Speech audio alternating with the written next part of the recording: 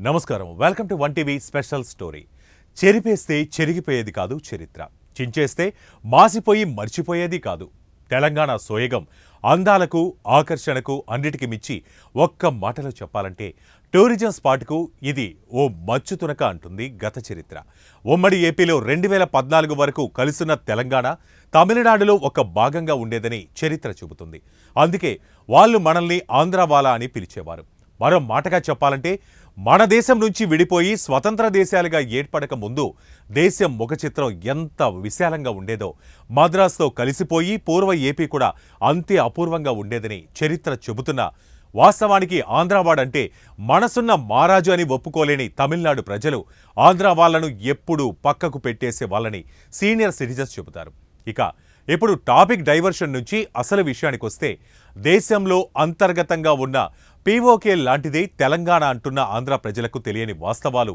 ఏంటి నీళ్లు నిధులు నియామకాలు మాత్రమే తెలంగాణను ఏపీ నుంచి వేరు చేశాయా ఎవరో కొంతమంది స్వార్థపరుల ప్రయత్నాలకు తెలుగు నేల రెండుగా చీలిపోయిందంటే తెలంగాణ నుంచి దోచుకుపోయిన రతనాలు వజ్ర వైడూర్యాలు ఇప్పుడు ఎక్కడున్నాయి ఎవరి సమక్షంలో అవి దాగుడు మూతలాడుతున్నాయి నిజాం నవాబులు పాలించిన గడ్డ ఈనాటి చరిత్రకెక్కిన తెలంగాణ అడ్డ ఎవరి స్వార్థానికి బక్కచిక్కిపోయింది ఎవరిని నమ్మాలో ఎవరిని నమ్మకూడదో తెలియని అయోమయ స్థితిలో ఉన్న ఆనాటి తెలంగాణ సెపరేట్ రాష్ట్రంగా ఏర్పడి సాధించిన విజయాలపై ఒక ప్రత్యేక కథనం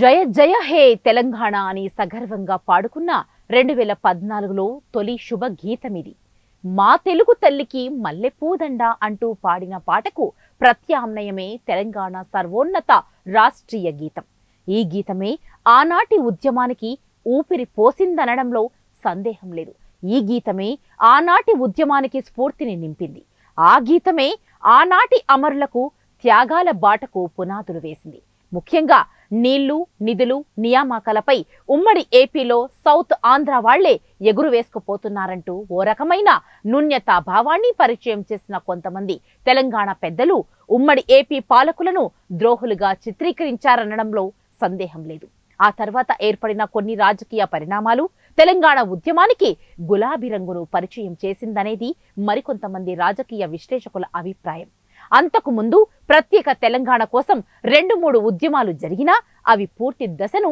చేరుకోలేకపోయాయి దాంతో కేసీఆర్ ఆధ్వర్యంలో ప్రారంభమైన తెలంగాణ ఉద్యమం తాడో పేడో తేల్చుకునే దశకు చేరుకుంది ఈ ఉద్యమంలో మాత్రం మేధావులు రాజకీయ నేతలు తెలంగాణ ప్రజలు 4 పిల్లర్లుగా మారితే ఓయూ విద్యార్థులు బ్యాక్ బోన్ గా మారారు తెలంగాణ ఏర్పడాలంటే త్యాగం పట్టుదల అవసరమని నమ్మిన ఆయన తెలంగాణకు చెందిన అన్ని పార్టీల నేతలను ఓ మాట మీదకు తీసుకొచ్చారు అనడంలో సందేహం లేదు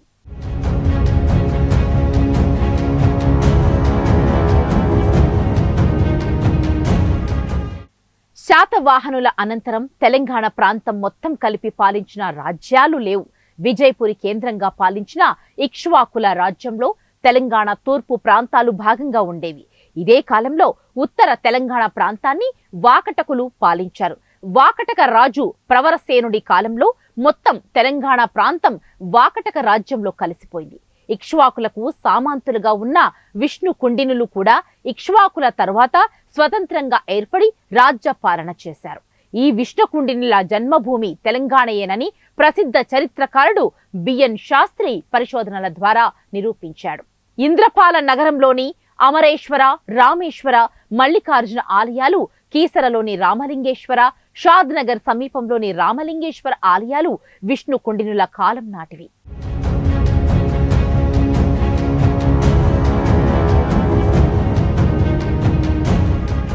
తెలంగాణ సెపరేట్ రాష్ట్రంగా ఏర్పడాలంటూ అప్పటి కేంద్రంలోని కాంగ్రెస్ ప్రభుత్వంపై తీవ్ర ఒత్తిడి తీసుకురావడమే తెలంగాణ ఉద్యమానికి ఊపిరిపోసింది కానీ ఇక్కడే సోనియా గాంధీ నేతృత్వంలో కేంద్రాన్ని ఏలుతున్న కాంగ్రెస్ పప్పులో కాలేసింది ప్రత్యేక తెలంగాణను ఇస్తే కాంగ్రెస్ కు కలిసొచ్చేదేంటి అనే దానిపైన కొంత చర్చలు కూడా నడిచినట్లు తెలుస్తోంది ప్రత్యేక తెలంగాణను ఇస్తే అప్పటి టీఆర్ఎస్ ను కాంగ్రెస్ లో కలిపేస్తానంటూ ఇప్పటి మాజీ సీఎం కేసీఆర్ కాంగ్రెస్ అధినేత్రి సోనియమ్మకు ఇచ్చిన వాగ్దానమే తెలంగాణ సాకారం అవ్వడానికి ప్రధాన మార్గమంటారు మరికొంతమంది రాజకీయ విశ్లేషకులు ఈ నేపథ్యంలోనే తెలంగాణ సాకారం అయ్యిందనేది మరికొంతమంది వాదన. సరే, ఎవరికి ఇష్టమైన బాటలో వారు తమ కలలను సాకారం చేసుకోవడానికి నిరంతరం ఏదో ఒక దారిని ఎంచుకుంటూనే ఉంటారు. కేసీఆర్ విషయంలో కూడా అదే జరిగింది. తెలంగాణ అధికారికంగా ప్రకటించిన తర్వాత మడమ తిప్పిన కేసీఆర్ ఇది రాజకీయ లక్షణం అభివర్ణించుకున్నారు. అందుకే అప్పటి నుంచి దట్ ఈజ్ కేసీఆర్ అని నిరూపించుకున్నారు.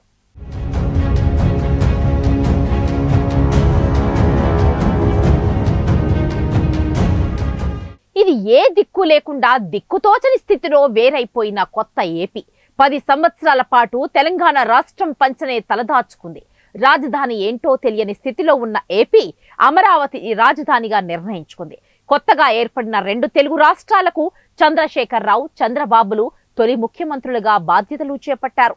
అంతవరకు తెలంగాణలో కరెంటు కోతలు, ఆకలి చావులు, రైతుల ఆర్తనాదాలు ఇలా చెప్పుకుంటూ పోతే నిజాం ప్రభువులు పరిపాలించిన హైదరాబాద్లో కూడా తాగేందుకు గుక్కెడు నీళ్లు లేక ప్రజలు అల్లాడిపోయే పరిస్థితులు అప్పట్లో ఉండేవి. మహాసముద్రం లాంటి కాంగ్రెస్లో పదవుల పోరాటాలే తపన ప్రజా సంక్షేమాలపై ఒకంత దృష్టి పెట్టిన పాపన పోలేదనేది పలువురి అభిప్రాయం.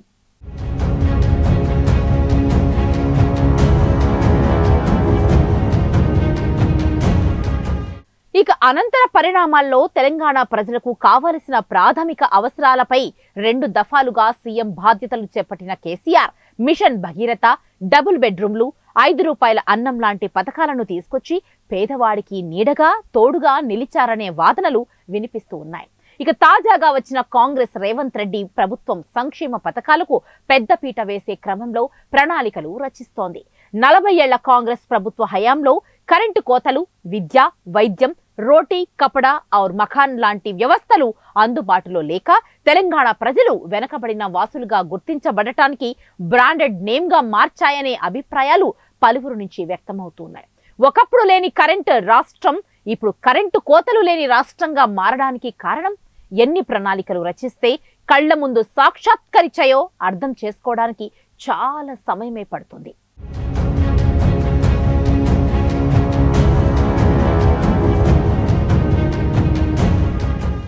ఇక తెలంగాణ ఉద్యమానికి ఊపిరిపోసిన ఓయూ విద్యార్థులకు యావత్ తెలంగాణ ప్రజావాహిని సాహో అంటుంది. ముఖ్యంగా కృష్ణమాచారి ఆత్మ బలిదానం తెలంగాణకు సాకారానికి సోపాన మార్గాలైందనే చెప్పాలి. ఇక తెలంగాణ సాధించి దశాబ్ద కాలం పూర్తయిన సందర్భంగా తెలంగాణ రాష్ట్ర ఆవిర్భావ ఉత్సవాలను నిర్వహిస్తోంది. తెలంగాణ ప్రభుత్వం దశాబ్ది ఉత్సవాల వేళ రాష్ట్ర ప్రజల కళ సాకారం కావడానికి కృషి చేసిన వారిని మరొకసారి మనసారా తలుచుకొని వారందరికీ శిరస్సు వంచి ఘనకీర్తిని ప్రకటిస్తోంది. వారు అందించిన స్ఫూర్తితో మార్పు దిశగా సాగే ప్రస్థానంలో మన గమనాన్ని మరింత స్పష్టంగా నిర్దేశించుకోవాలనే అభిప్రాయాలు పలువురు నుంచి స్పష్టమవుతోంది.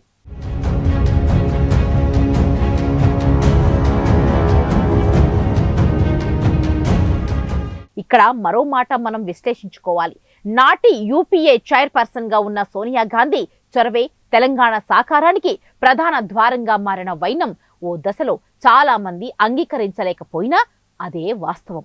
2014 జూన్ 2న ప్రత్యేక తెలంగాణ రాష్ట్రాన్ని 4 కోట్ల ప్రజలకు కానుకగా అందించారు సోనియా గాంధీ. ఈ నిర్ణయంతో కొత్తగా ఏర్పడే 2 రాష్ట్రాల్లో తమ అధికారం ఉనికిని కోల్పోతామని తెలిసినా ఆమె వెనుకడుగు వేయలేదు. ఉమ్మడి రాష్ట్రం విడిపోతేనే అభివృద్ధికి సోపానమని నమ్మిన సోనియా గాంధీ తెలంగాణ రాష్ట్రానికి అంగీకార రాజముద్రను వేశారు.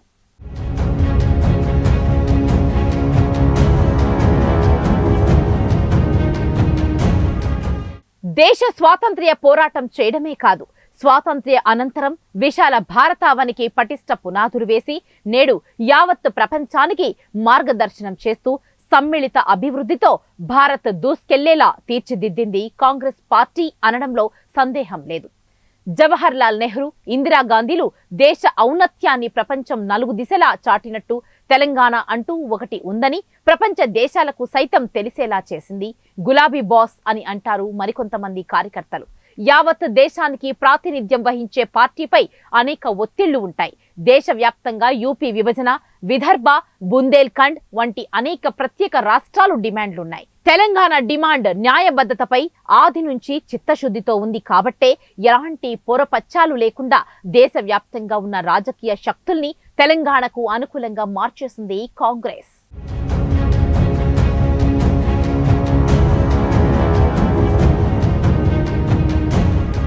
పార్లమెంటరీ విధానాలపై సంపూర్ణ విశ్వాసంతో దేశాన్ని ప్రత్యేక తెలంగాణకు అనుకూలంగా మార్చేలా ప్రతి దశలోనూ తనదైన పాత్ర పోషించింది సోనియమ్మ.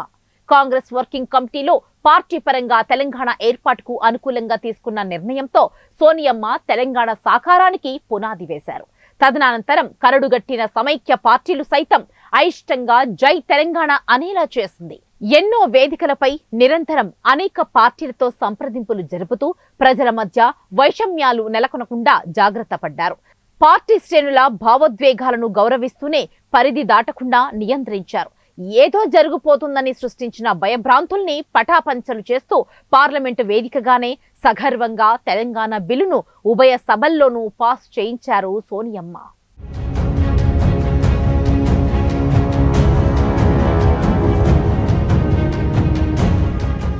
ఏ స్వేచ్ఛా వాయువుల కోసం తెలంగాణ ప్రజలు పోరాటం చేశారో, ఏ స్వపరిపాలనను ప్రజలకు కానుకగా ఇవ్వడానికి సోనియమ్మ పరితపించారో, అనంతర కాలంలో అవి నెరవేరకపోగా ప్రజలు మరింతగా ఇబ్బందులు పాలయ్యారు.